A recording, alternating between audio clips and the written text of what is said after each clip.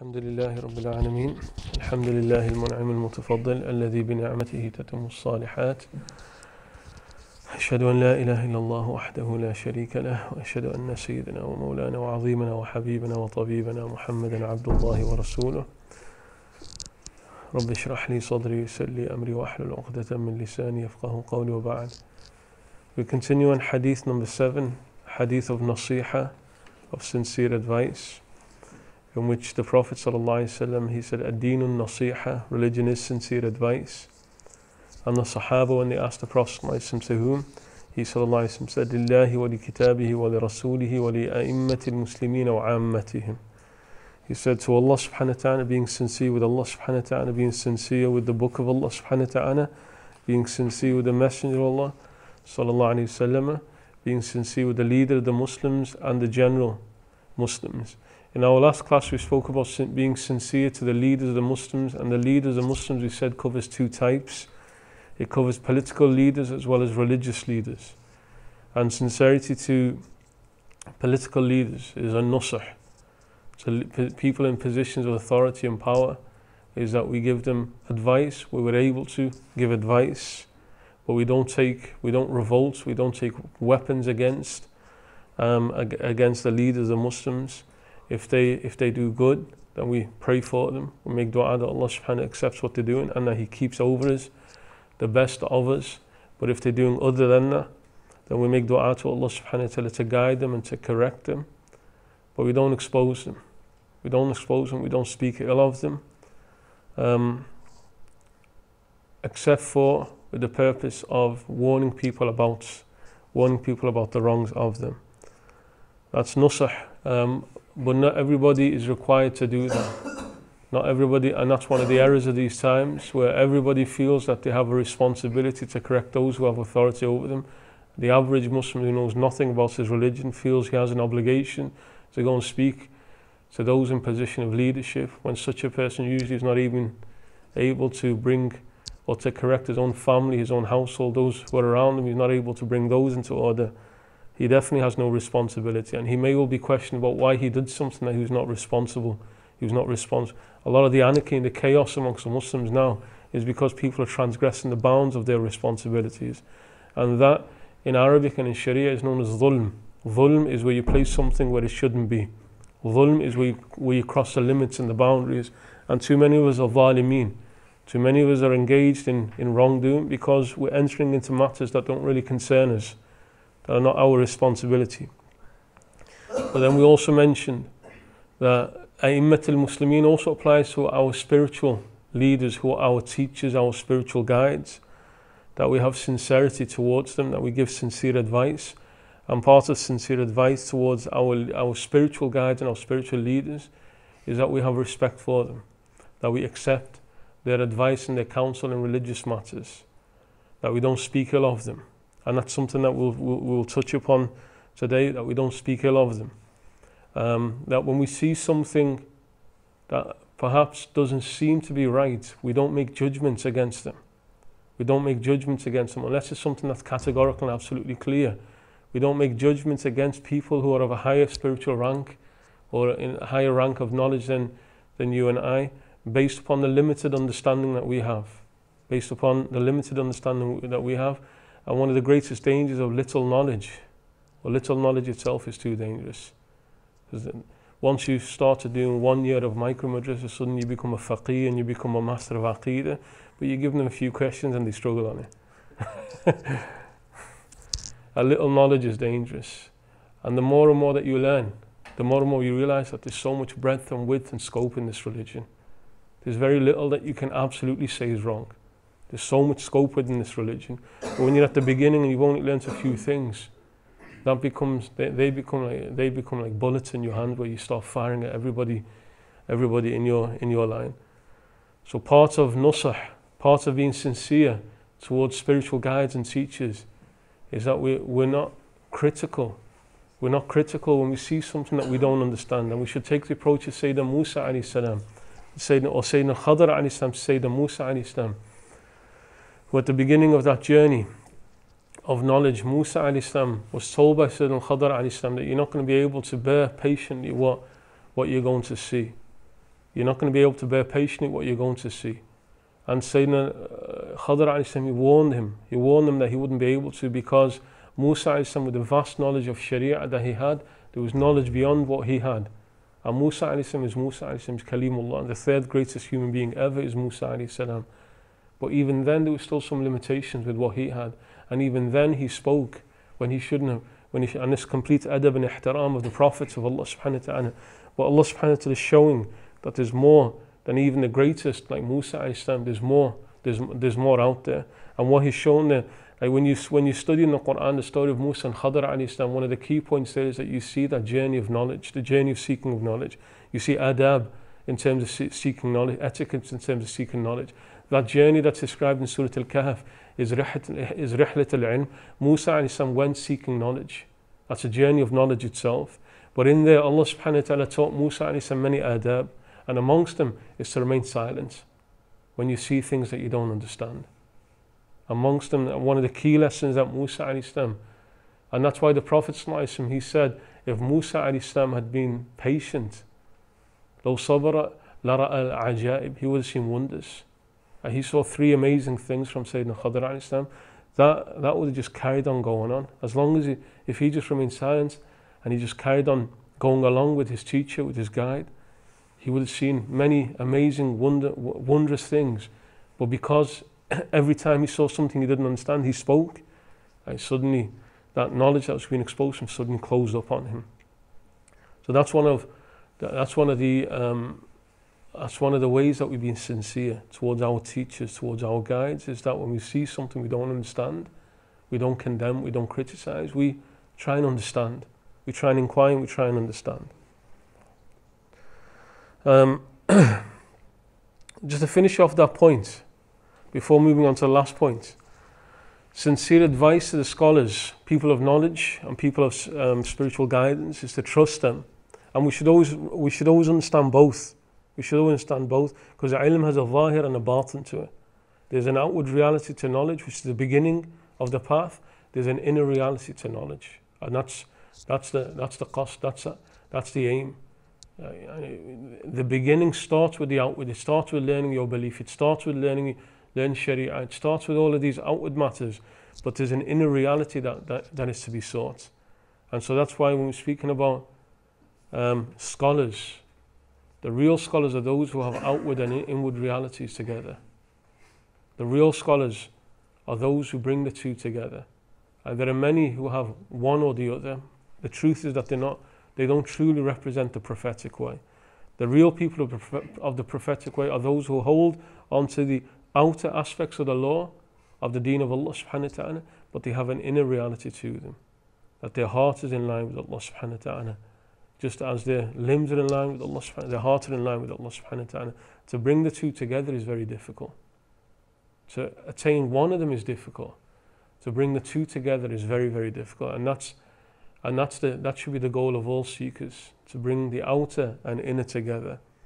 When you find such people who've mastered the outer as well as the inner realities, it is our responsibility to trust them, to follow their advice and teaching. And then the point which we touched upon in the last class, which we'll speak a bit more about, is to protect our tongues from ever speaking ill of them. Ghiba, backbiting, is haram in any case. Even to the extent that some of the Hanafi fuqaha stated, even against a non-Muslim, there's still a hurma there. Even against a non-Muslim, you should not speak against a person bima yakrah. That's what the Prophet said. Dhikruka akhaka bima yakrah. Do not mention anything about another person that you know he doesn't like. That's the definition. It's not whether you would say it or whether you're okay with it or whether you could say it to him. None of that really matters. The Prophet ﷺ gave us the definition, bima yakrah. He said that person doesn't like. If you know that he's upset, that he's annoyed by it, then you are not allowed to speak it. He's upset and he's annoyed by it, then you're not allowed to speak it, whoever it may be. Whoever it may be. Could be somebody very close to you. It could be husband and wife, and the wife is speaking about his father, his mother, and they feel it's okay because it's somebody close and you're okay. It could be your brother and you feel it's okay. But if you know that person is upset with you by saying that, then you cannot say that. and you cannot say that. When it gets to a more extreme level is when it's people of guidance. People who you're taking as guides, people who you are taking as teachers and guides, then qat'an, then there's absolutely no scope, no room whatsoever. And that, because the first point is haram. بنص القرآن. In the Quran itself, Allah subhanahu wa ta'ala stated it. وَلَا يَغْتَبْ بَعْضُكُمْ بَعْضًا أَيُحِبُّ أَحَدُكُمْ أَنْ يَأْكُلَ لَحْمَ أَخِيهِ مَيْتًا فَكَرِهْتُمُوهُ. Allah subhanahu wa ta'ala says, none of you should backbite against another. Would one of you like to eat or to chew the flesh of his dead brother? To chew the flesh of his dead brother. Allah subhanahu wa ta'ala has shown the qubh, the foulness and the filth that is backbiting. Like something no sane human being could imagine doing. We all do it. Allah subhanahu wa ta'ala wants to show the nature of it, bring home to us like the nature of what we're doing. We're doing things that a normal human being would never imagine doing. You would never imagine chewing the flesh of your dead brother, but you do it all the time with something which is exactly the same. Allah subhanahu wa ta'ala says it's exactly the same. But then, when it's people of knowledge and people of guidance, it goes on to another level. It's haram likewise, but what happens now? That becomes a barrier now between you and that knowledge. Allah subhanahu wa ta'ala now will place veils between you and what you're seeking. If you cannot hold your tongue against people of guidance, people who are guides for you, if you cannot find good, I mean, the first thing, if you can't find good to say about them, then you have a problem. Because then they cannot be your guides. They cannot be your guides. You cannot take some knowledge from somebody that you see faults and flaws and problems within them, and your best thing is just to leave them and go and seek from others. Go and seek from others. But if you're insistent that I learn from him, but at the same time you're speaking against him, you're speaking ill of that person, you're critical of him, all of these type of negative behavior towards him, that's what you're engaged in, then what happens? It's not just your relationship with that person, because remember, that spiritual guide and that teacher is a means that Allah subhanahu wa ta'ala has placed for you to gain the knowledge of Allah subhanahu wa ta'ala. That person is only a means. There's a higher reality behind that. There's a higher reality. The book that you have is a means. The very pen that you write with is a means.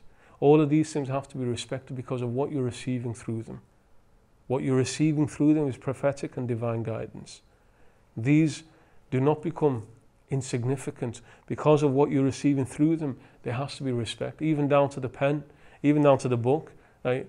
Time and time again you see students, they're putting things on top of their books. They're putting the books on the floor and the feet are over them. And you expect to get from that. And that becomes a direct barrier between you and knowledge. And you say it's only a pen, it's only a piece of paper, but that's the means by which Allah subhanahu wa ta'ala has given you that knowledge. And if you cannot respect that, then Allah subhanahu wa ta'ala will not give you that knowledge. مَا نِلْنَاهُ إِلَّا بِالتَّعْظِيمِ Imam al-Sarakhsi or Imam al-Halawani, he said we only attain this knowledge through respect, through veneration. 17 or 16 times in one night he had a stomach problem. And he was revising his papers. He was revising, reading over them. Every time he broke his wudu, he would go and do a fresh wudu. He would do a fresh wudu. Every time he broke his wudu. He wasn't reading Quran, he was reading a book. But he had in his mind that he cannot touch that without wudu. Even though shar'an, legally, you could do without wudu. But because of that respect and veneration he had, he gained the highest level of knowledge. And he becomes one of the most important sources in the Hanif madhab, Imam al-Halawani. But he gained that because of the respect that he had, al-Hulwani. He gained it because of the respect that he had for knowledge. So when you have that teacher or that spiritual guide, and you speak ill of him, and you criticize him, and hold your tongue, because Allah subhanahu wa ta'ala will wage war against you, because you wage war against the carriers of that prophetic knowledge. If they're confirmed and they're known to people to be people of knowledge, if they're confirmed and known to be people of knowledge and people of guidance, then hold your tongue. If you see something you don't understand, then do what Sayyidina Khadr alayhi salam told Musa alayhi salam to do. Just remain silent. Just remain silent. But don't criticize and don't speak ill. Sunnatullahi ta'ala. At Imam Ibn Asakir, he said this about those who criticized the great Imam of Ahl Sunnah, Imam Abu al-Hasan al-Ash'ari. There were many who criticized him. Ibn Asakir, he said that the Sunnah of Allah subhanahu wa ta'ala with such people, those who criticize the people of Allah subhanahu wa ta'ala, is that he wages war against their hearts. He kills their hearts. What happens then? Your heart then becomes darkened and your heart becomes blind. You could be sitting in front of the greatest man of Allah subhanahu wa ta'ala. You'll take nothing. You could, such a person who speaks ill could have sat in front of the Prophet and would have taken nothing. He would have taken nothing in the presence of the Prophet. What happened there? Because that disease within his heart that manifested on his tongue, Allah subhanahu wa ta'ala put veils on his heart such that he couldn't take anything. So be careful who you speak against, particularly if they're known to be people of knowledge. And when people criticize Al-Ghazali, they do no harm other than to themselves. When people criticize the likes of Abu Hanifa, they only harm themselves. They have their own maqam with Allah subhanahu wa ta'ala. They've been selected by Allah subhanahu wa ta'ala. And when you see somebody who's always critical of people of knowledge, the safest thing for you is to be distant from him. To be distant from him. If you cannot advise that person, then keep your distance from him, because that person is harmful to you, to your religion, to your soul. They only benefit those people. Al-Ghazali, Abu Hanifa, Malik, all these people, their maqam is known with Allah subhanahu wa ta'ala. And when you keep on speaking ill of them, then you just keep on raising their degrees with Allah subhanahu wa ta'ala. Abu Hanifa rahimahullah was seen in a dream after he passed away. And he was asked, Ma fa'allahu bik? What did Allah subhanahu wa ta'ala do with you? He said, He admitted me into paradise. He said, He admitted me into paradise. He was asked, was it because of your worship that you did? And he was known to be extreme in his worship, extreme by our standards. He said, no. He said, it's because of what people say about me. He said, it's because of what people say about me. The maqam of the Imam wasn't about it. People just giving their hasanah to the Imam. People just speak ill of the Imam and they give their good deeds to the Imam. So protect your tongues. And to take it a step further, even if it's an Imam of deviancy, you and I, as average people, it's not our business. Leave that to Ahl al-Ilm. Leave that to people of knowledge. If there's people of deviancy, of deviant sects that have to be warned against, leave it to the people of knowledge to warn against them. For the average Muslim, don't engage in things that don't concern you. Don't engage in things that don't concern you. Engage in protecting yourself, protecting those that you have control or authority or influence over. And if your influence is far more significant, like you may be Imam of a masjid, then you may well need to speak about that, particularly when a specific type of deviancy may become more and more widespread. But when you come into a gathering and you start condemning this Shaykh and that Shaykh because he's from a deviant sect, and those people have nothing to do with it, what's your business speaking about them? If you know, for example, Zayd there, that person there has been affected by them, then you have to speak about him. If you have the ability to speak about him, then you have to speak about him. But if you have no ability, then you should remain silent and refer it on to people of knowledge. فَاسْأَلُوا أَهْلَ الذِّكْرِ إِن كُنْتُمْ لَا تَعْلَمُونَ. If you don't know, then refer it on to people who do know. So one student a couple of years back in madrasa came, after a couple of sessions in madrasa, year one, maybe you've done 4 or 5 sessions. He said, I'm sitting with this guy, he's a friend of mine from this other sect, and he's saying this, what should I go back and tell him? I said, you just go back and tell him, you don't know anything, he doesn't know anything. Remain silent. And when you know something, you realize that it was all pointless. And then it's for the people of knowledge to debate these matters, not for you two to, you're in year one, in the first few weeks, you don't even know how to pray yet, you don't even know how to do your wudu yet. You haven't even learned the most essential parts of your religion. You don't know, for example, what the wajibat of Allah subhanahu wa ta'ala. If we gave you an exam in Aqeedah, you struggle with it. And there you are sitting there debating with this guy and coming and asking what, because what will happen? I tell you some things, he'll go back to his Shaykh and he'll tell him something, and then you'll come back and say, what about this? And we'll keep on going back and forth. The better thing is bring the two of them together. You two just stay out of it. You two stay, it's none of your business. People of knowledge of deviant sects, they should be warned. There should be warnings about them. People shouldn't be affected, but it's not for everybody to engage in it. And ghiba may well even fall into that. And the truth is, there is no ghiba in that case. There is no ghiba in that case, but you're engaging in things that don't really benefit you in your religion. And that's one of the hadith that we're going to come on to, one of the core hadith that the Prophet ﷺ ever said. Imam, I think it's Abu Dawood. No, Abu Dawood, he says, out of the 5,000 hadith that he gathered, he said the whole of this religion revolves around 4 statements of the Prophet ﷺ. One of them, he said, "Min husni Islam al-mar'i tarkuhu ma la ya'ni." A part of the goodness of a person's Islam is to leave what does not concern him. Essentially, to mind your own business. If it doesn't bother you and it doesn't concern you, it has nothing to do with you. That's one of the core statements that the Prophet ﷺ ever made, to leave things that don't concern you. So even people of deviancy, unless there's a direct need, don't speak about it. Don't speak about it. Wallahu a'lam. The fifth, the Prophet ﷺ spoke about أئمة المسلمين وعامتهم. He spoke about لله ولكتابه ولرسوله ولأئمة المسلمين وعامتهم. The last one he says is about being sincere to the average Muslims. And the average Muslims are those who are not ulama and those who are not umara. Those who are not people of knowledge, those who are not people of authority. The average Muslim, we have a responsibility. And this, there's a number of aspects about this. It is your responsibility to help any Muslim in any way that you can. To help anybody any way that you can. Whether it be in a worldly matter or whether it be a religious matter, otherworldly matter. But to be able to help somebody, there must be some goodness in your heart. And nusah, this sincerity, this sincere advice begins with this purity in the heart. Purity in the heart.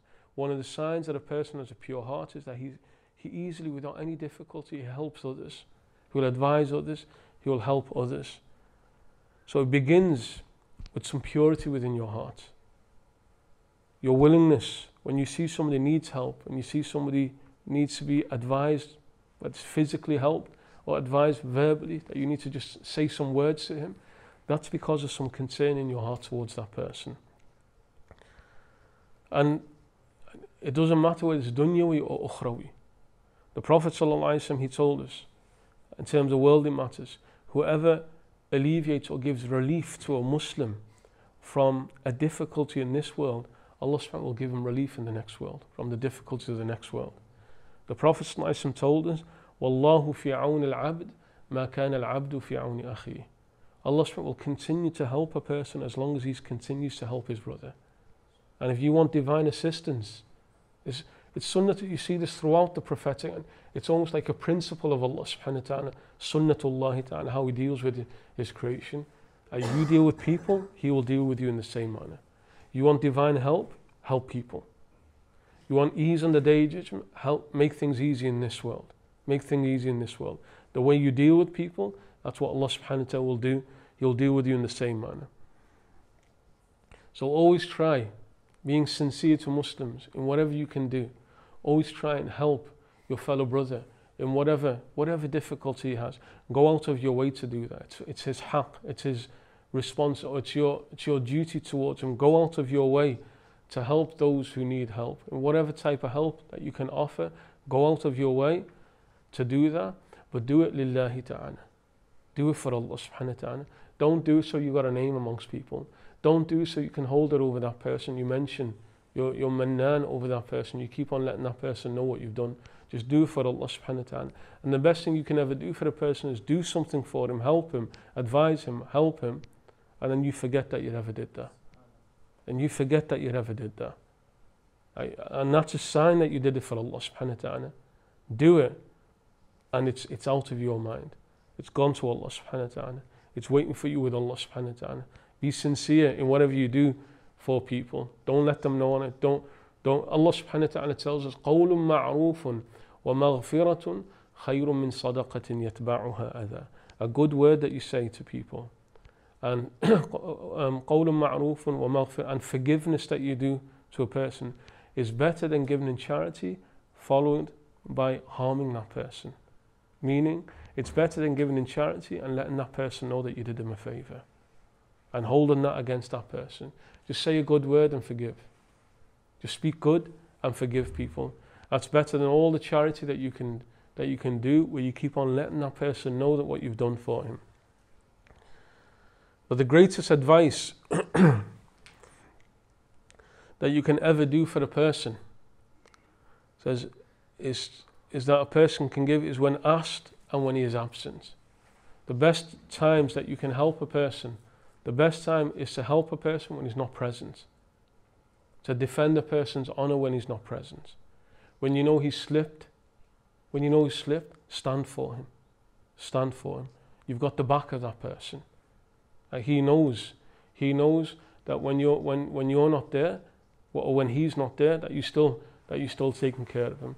That person, you've strengthened his back, because he knows you're not going to let him down. He knows you're not going to attack him in your absence.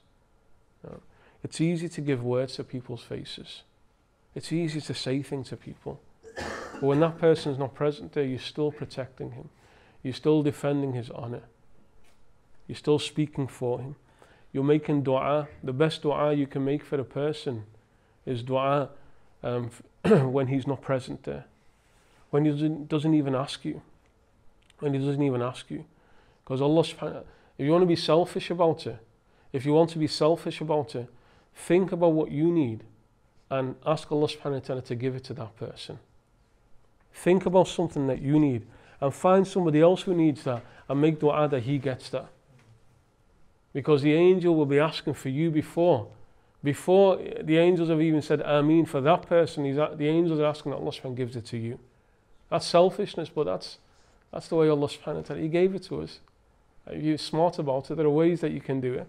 Think what you need, find somebody needs it, ask Allah subhanahu wa ta'ala to give it to him. You'll be guaranteed that you'll receive it yourself.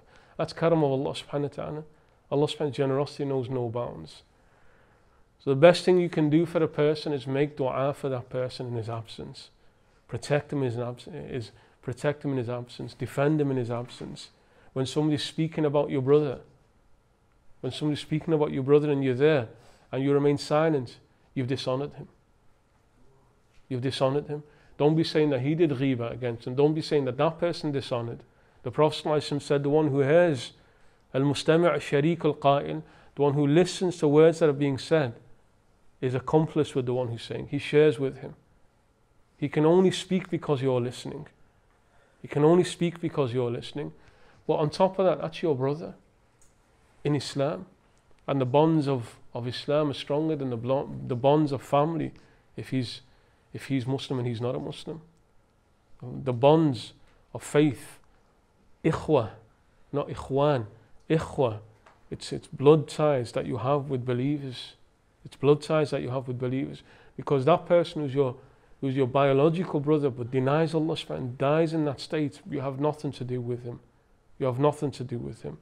But that brother of yours, Muslim, who died, who may be the most distant person from you, but he died, he's with you in front of Allah subhanahu wa ta'ala.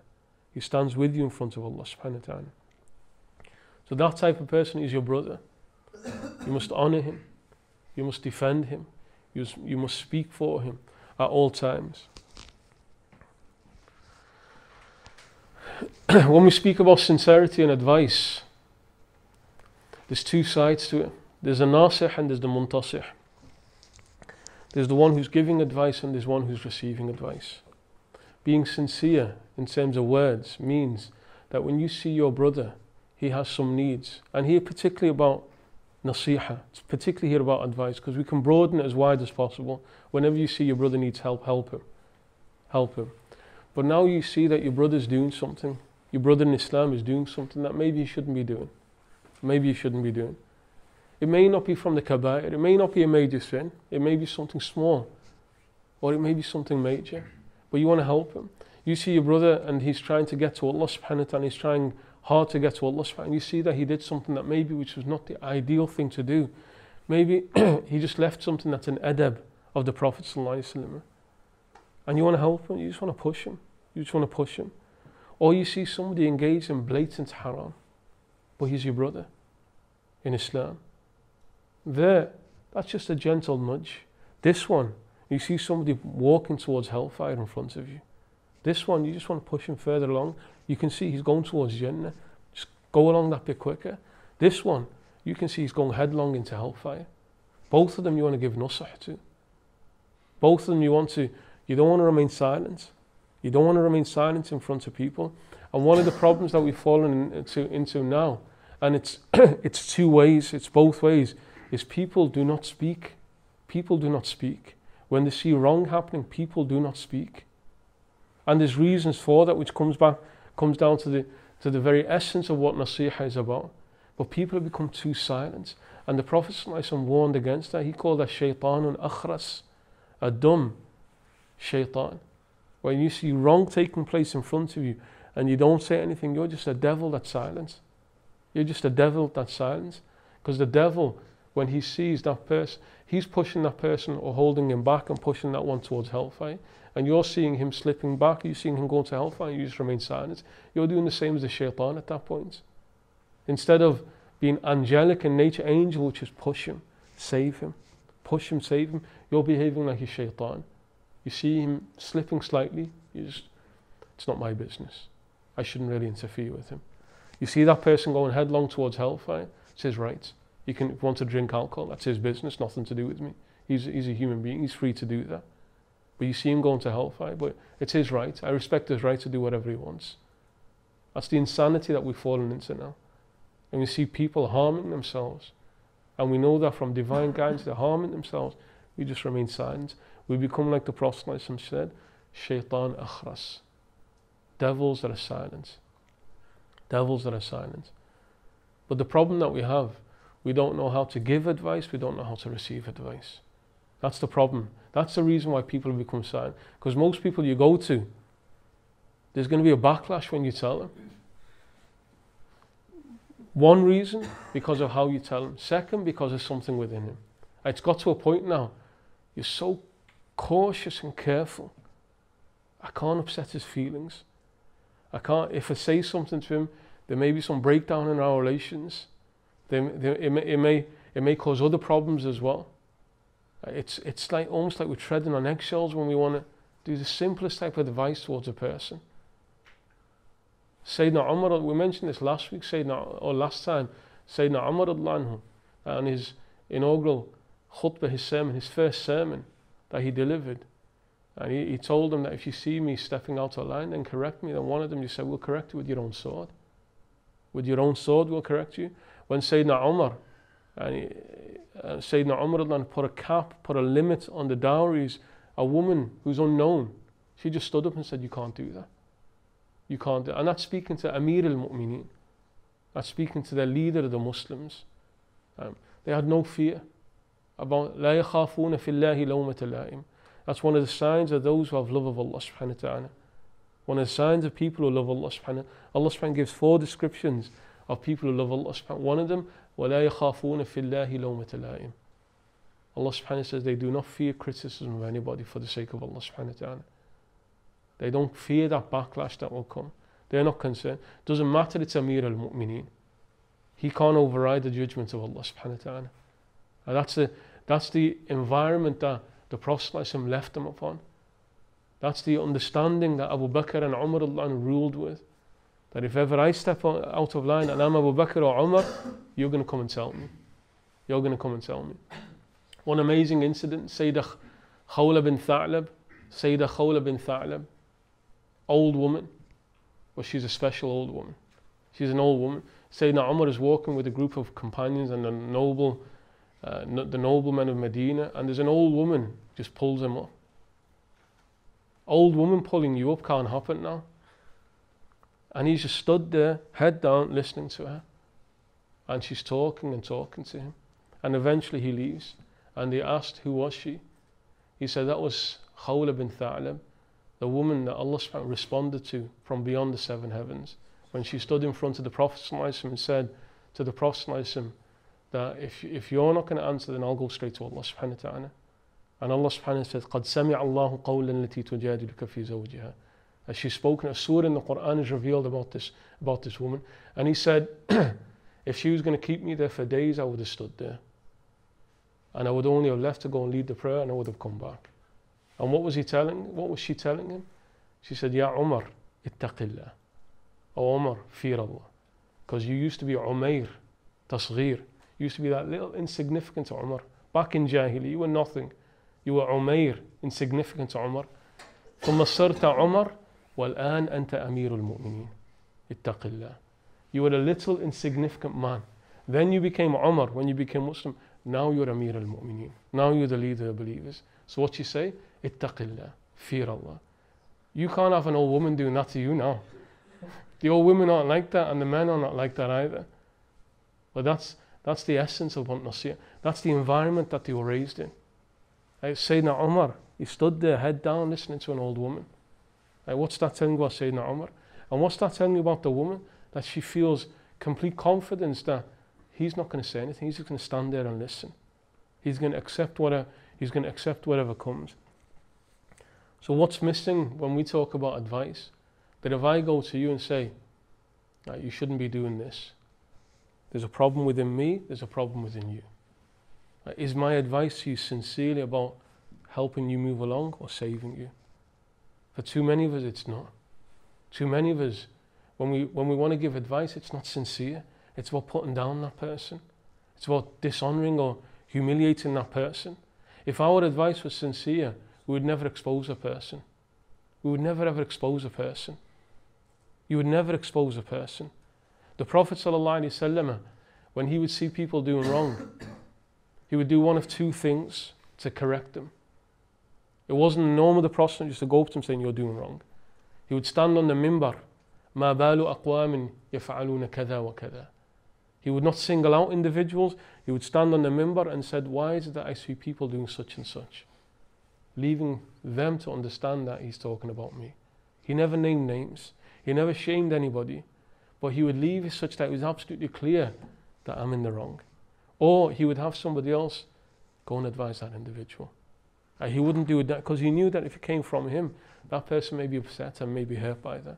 The Prophet, even in his advice and his correction of people, he did it in a manner where it would leave no hurt, no upset, no harm within that person. So that person is ready to accept it. That's what we see in terms of sincere advice from the one who's giving. We see that in the Quran. قُولَا لَهُ قَوْلًا لَيِّنًا. When one of the Khalifa was being reprimanded by an average person who came up to the Khalifa and told him off in the harshest of tones, he said, you should not do this. Asked him why. He said, because Allah subhanahu wa ta'ala told people who are better than you when they went to give advice to somebody who's more evil than me to say it in a gentle manner. What was he talking about? Allah subhanahu wa ta'ala sent Sayyidina Musa and Sayyidina Haroon alayhim salam. And anybody who's going to give you advice is lesser than them. Because these are Nabi. Each one of them is Prophet. And they sent him, Allah subhanahu wa ta'ala sent both of them to Sayyidina, or to Fir'aun al-La'in, to Fir'aun, the one who claimed that he was God.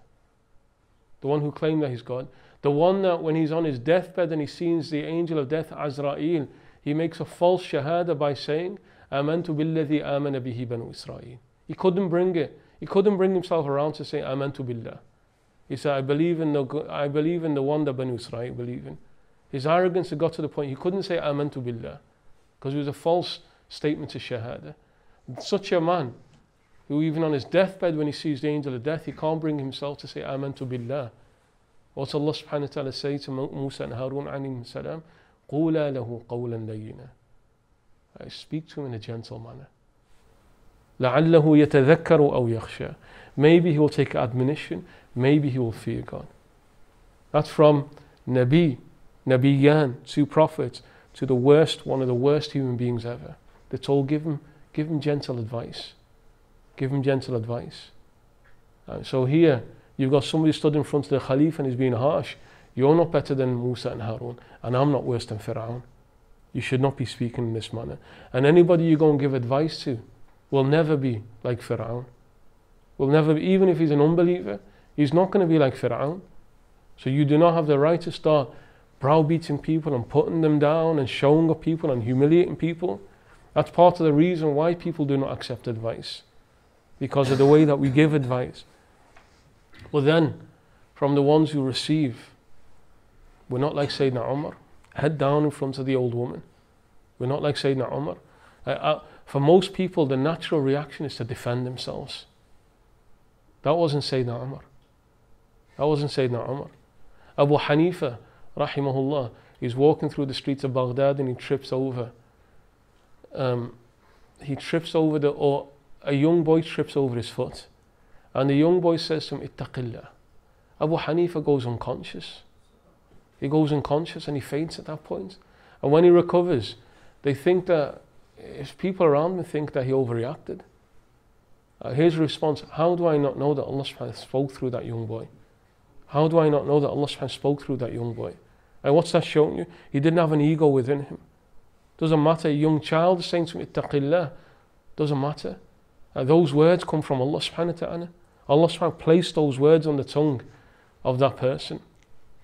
So he has that within him. Doesn't matter where it came from. Doesn't matter who says it.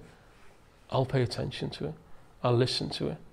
So the problem that we have, not only do we have a problem when we give, we have a problem when we receive. When we're trying to advise people, we're not advising, we're trying to show, look at me, I know what I'm talking about. Look at me, I'm better than you. Who do you think you are? We have a problem when we're giving.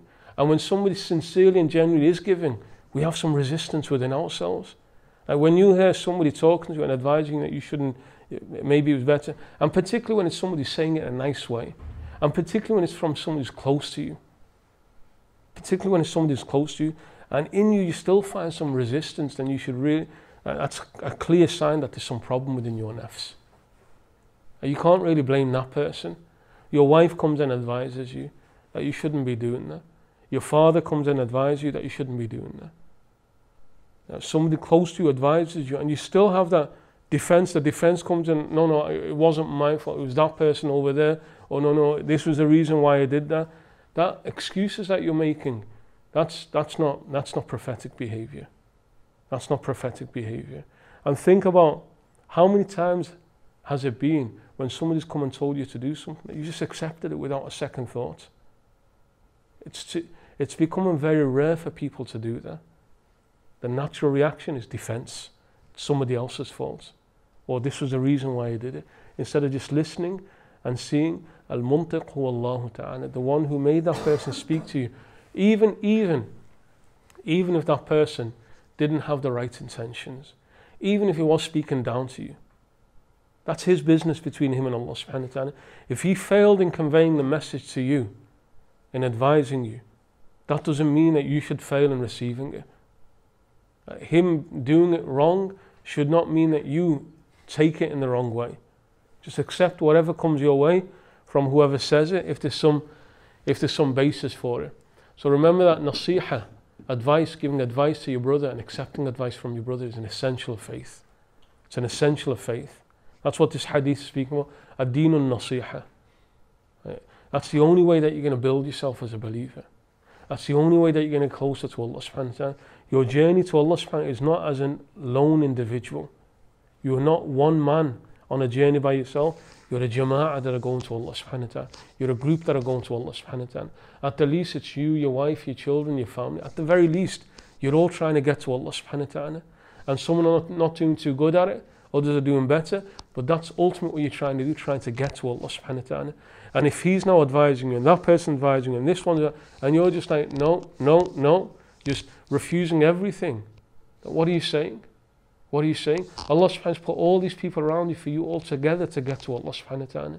Remember those people in your sphere of influence, that you have some degree of control, authority, influence over, you're all in the journey together. You're all in that journey to Allah subhanahu wa ta'ala together. You all have responsibilities towards each other. You must have tanasuh. وَتَوَاصَوْا بِالْحَقِّ وَتَوَاصَوْا بِالصَّبْرِ. تَوَاصَوْا بِالْحَقِّ وَتَوَاصَوْا. This tawasi, where you give mutual advice and counsel to each other with haqq, with the truth, and with patience. The patience because your nafs doesn't like it. Your ego doesn't like it. So whatever comes your way, accept it. And when you're ready to give, do it in a proper manner. When you see somebody doing wrong, do it in a proper manner. When you see somebody slipped, don't do it out of ignorance. Don't correct somebody. This is a separate point, which is actually a key point. You have no right to correct somebody if you're jahil. If you're jahil. If you're ignorant of your... There are certain things that everybody can see. That person missed his fajr. That person's backbiting. Even though there may be certain reasons why, which may even be justified. Like for example, that person is not praying fajr. There may be a valid legal reason why. You're going to jump to a conclusion. That person's backbiting. There are certain cases in Sharia where you're allowed to. There are certain cases in Sharia where you're allowed to. So rather than you jumping to a conclusion, we'll come on to that. Find out when that is the case. Or find out when, or give excuses for that person. rather than assuming the worst of people. He may well be backbiting. He may well not have prayed. He may well have, like you see him fast at Ramadan. There's obvious reasons why he wouldn't be fasting. He could easily be a traveller. He could easily be sick. She may not be praying. There's reasons why. So instead of jumping to conclusions, use some wisdom, use some knowledge, find out the reasons why, and make excuses for that person. When you've covered all the 70 excuses that you're required to give for that person, 70 excuses the Prophet said to give, at the end of it, then you may start making some inquiries. 70 excuses you have to give. The Prophet says, seek out 70 excuses for your brother. Seek out 70 excuses. Don't jump to conclusions. Those who jump to conclusions do it because of little knowledge. Do it because of little knowledge and a lot of ignorance within that person. Just to finish off the point about sincere advice, Fudayl ibn Iyad, radiallahu anhu, Imam of the Tabi'in, one of the great Imams of spirituality, said those amongst us who attained the ranks did not do so by praying and fasting a lot. They only did so by having generous souls, pure hearts, and by giving advice to Muslims. That's an important statement to note.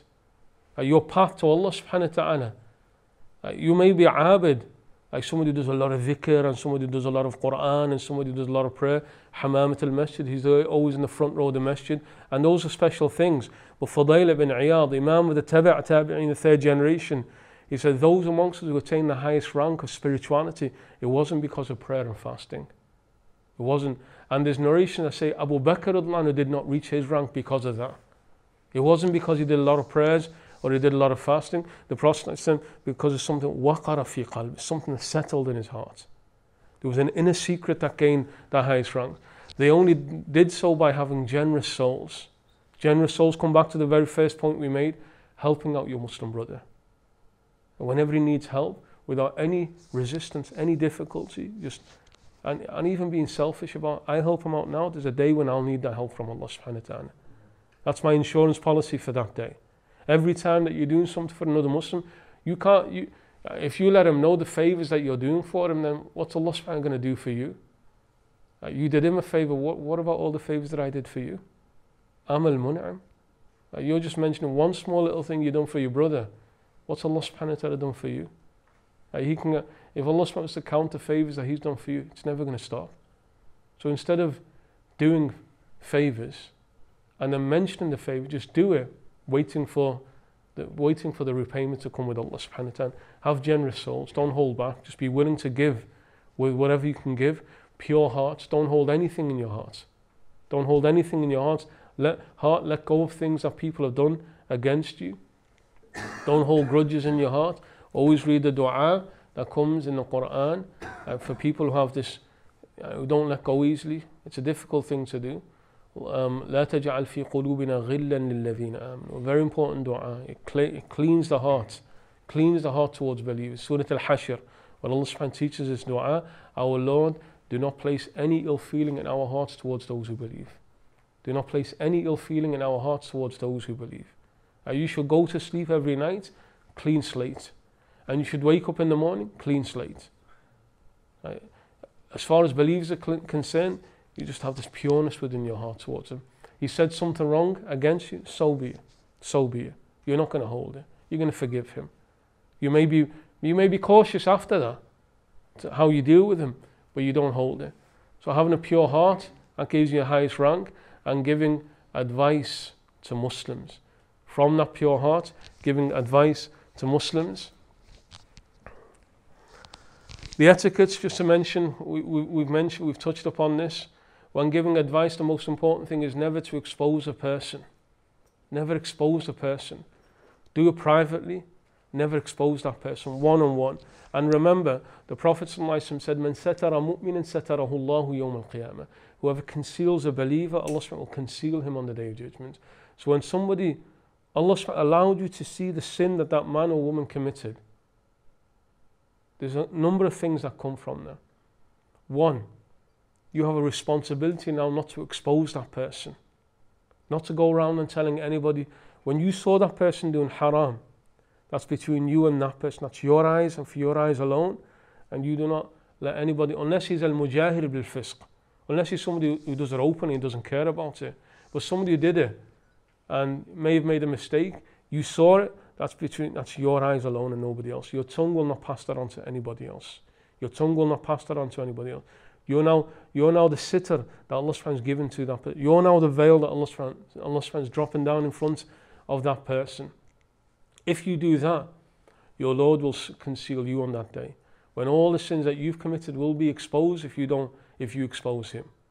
All the sins that you've committed in your life, in the privacy of your room, of your house, when there's nobody but you there and your Lord, but you forgot.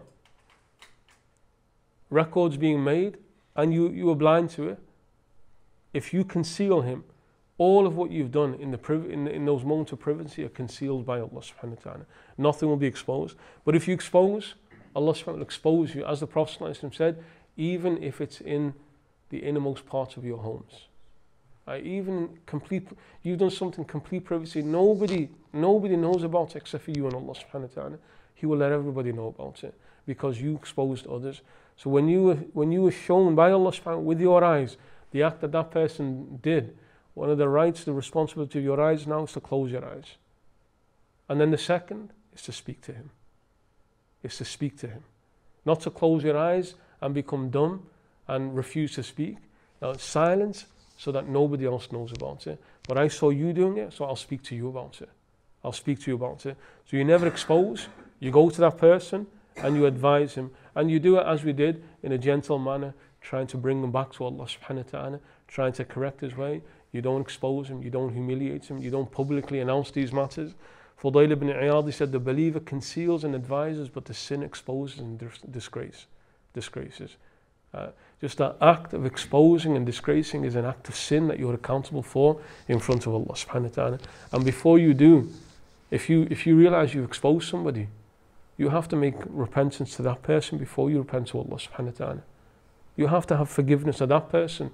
Allah subhanahu wa ta'ala can forgive you, but when the right of another person comes into it, He will not forgive you until that person has forgiven you.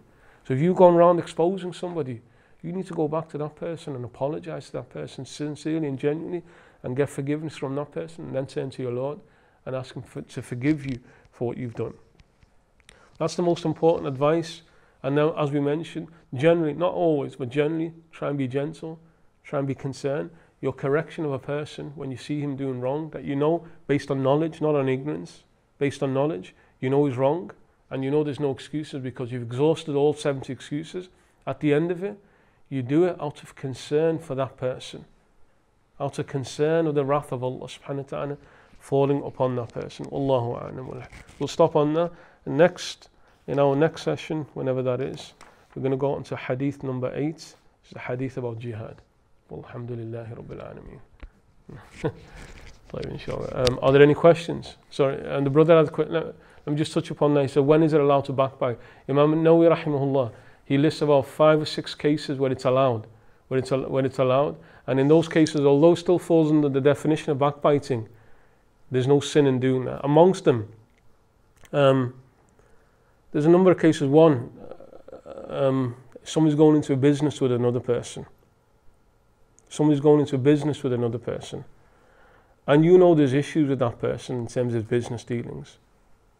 And you should not remain silent. You should not remain silent. When that, particularly with some type of ghish, khida', some type of deception, some type of cheating, you know that person rips off. You know that person, the way he deals with money. You know how he is. And that person's getting duped and he's getting fooled by it. Then you should speak to that person, even though you're exposing that person. But only to that person, no one else. Another one, Imam Nawawi mentions marriage, in the case of marriage. In the case of marriage, when somebody comes to you asking or they're considering somebody for marriage, then you have to be truthful about that person. As the example of the Prophet ﷺ, when a Sahabiya came to the Prophet ﷺ, she asked advice about 2 people who proposed to her, and the Prophet ﷺ pointed out problems with both of them and advised her to marry somebody else. So the Prophet ﷺ showed up certain points, but because the need to do that. Imam Nawawi also mentioned the case of muhaddithin, the scholars of hadith.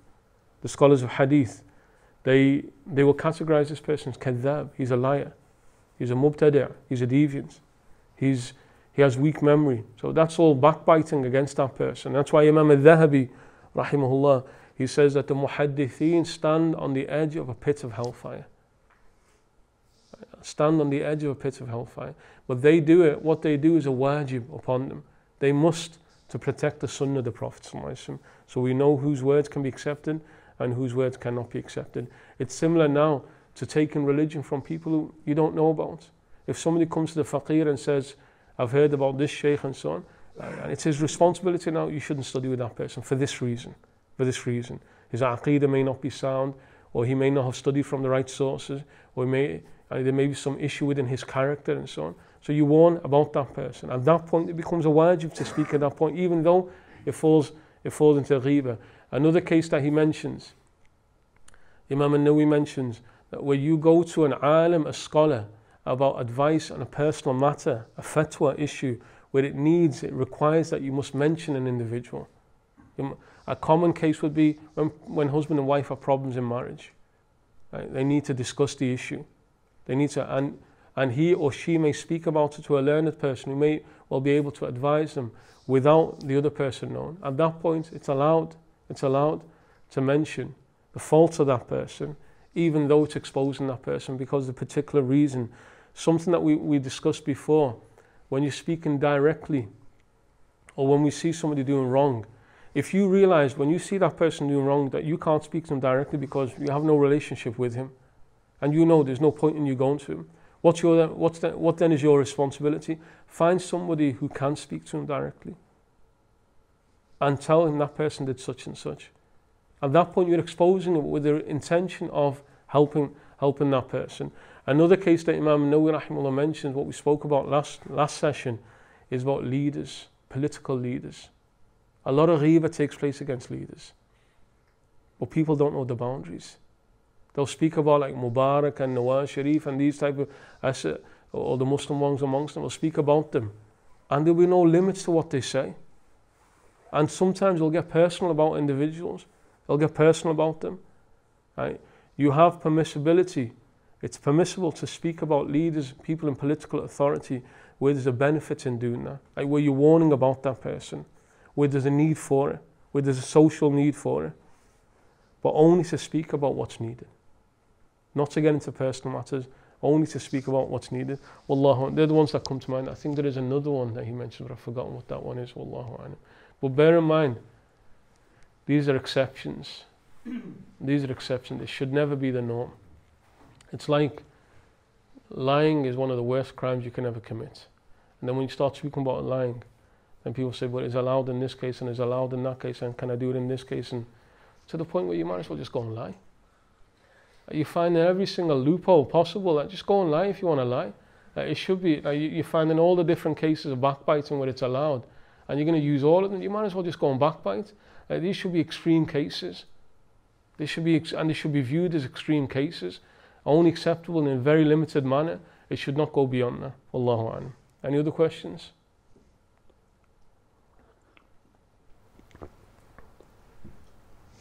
Jameel, you got a question?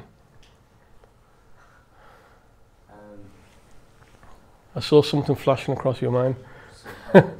No, your face was clear. It was easy to read at that point. I was hoping to ask you a little bit why you asked me that, but we'll ask you. If it can benefit others, then. I was wondering, you mentioned Sayyidina Khidr a few times, and I wanted to kind of you recommended a title to look at, perhaps a book or something I can look at before I ask any more questions. Allah, nothing comes to mind. I don't know if there's any. There are in Arabic. There are quite a few books that have been written about the realities of Sayyidina Khidr alayhi salam, but I don't know in English if there's any work that deals with it in an exhaustive manner. The other source will be books of tafsir that speak about that passage, but again, you don't have much in English on that. So I'm assuming you're asking in English language, and there's not much. There's nothing that I know directly that speaks about Sayyidina Khidr alayhi salam. Are there any particular talks done by anybody of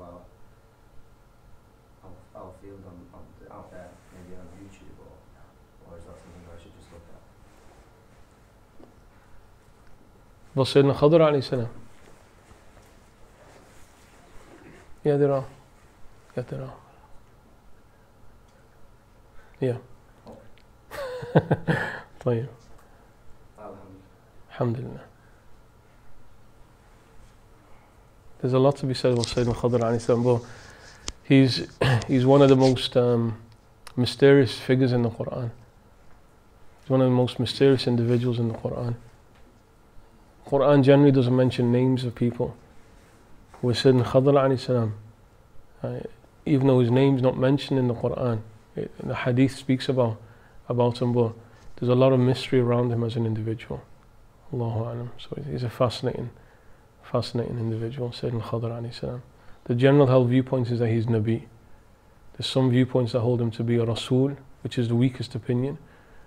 There's also some who consider him Wali, but not Nabi. That's also a sound opinion. But the general held opinion is that he was a prophet that was sent by Allah subhanahu wa ta'ala, who was granted long life.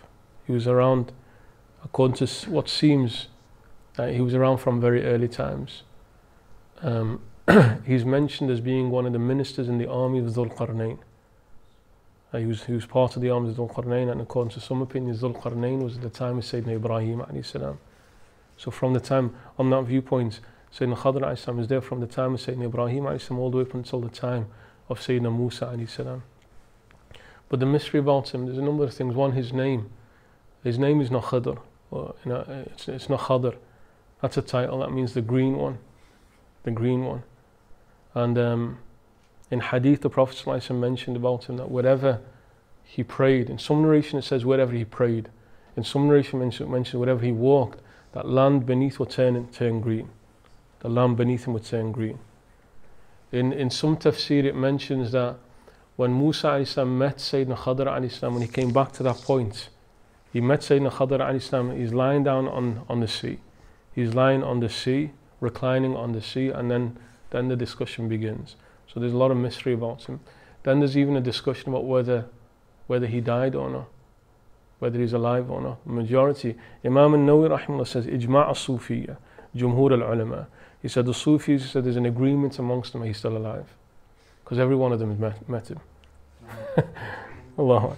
He said amongst the Sufiyya, he said there's an agreement that he's alive. Although that was in the time of Imam Nawawi, there are some later ones like Imam al-Sirhindi who did not consider him to be alive.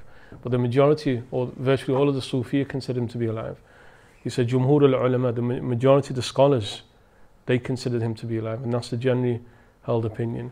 And he will remain until the end times. And according to some narrations, he's the one who will oppose the Dajjal. He's the one who will come out of Medina, face the Dajjal, and when the Dajjal cuts that individual in half and then brings him back to life, he says, now I'm more convinced that you are the Antichrist that our Prophet foretold.